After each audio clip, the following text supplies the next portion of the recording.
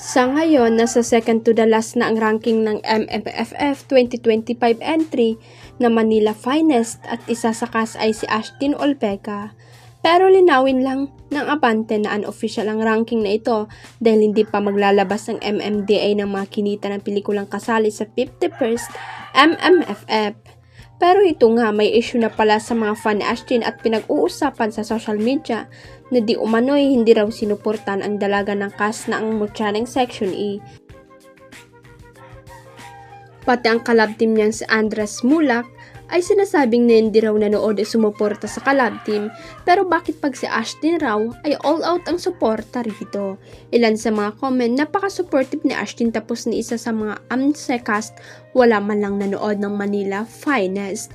Akala ko ako lang nakapansin, kahit si Andres na nagsabi rin na papanoorin niya mukhang di nanood pero wait natin until January pa naman ang showing ng MMFF.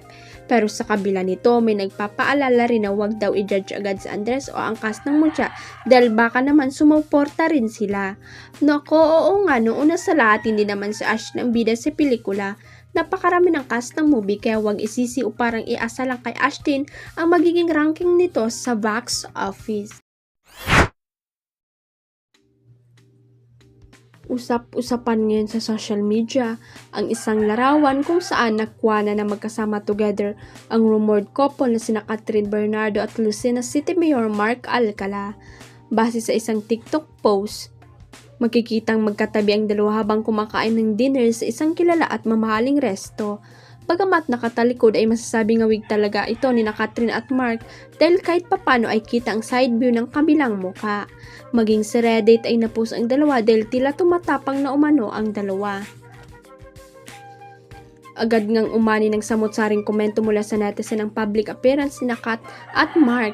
Mayroon ngang masaya na makita ang dalawa na masaya together habang ang iba naman ay sinasabing tila AI generated lamang ito.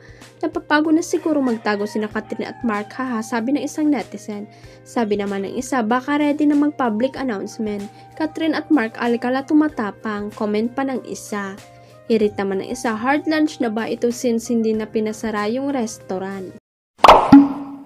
Huwag kalimutang i-click ang subscribe button at i-ring ang notification bell para sa latest at legit chika updates.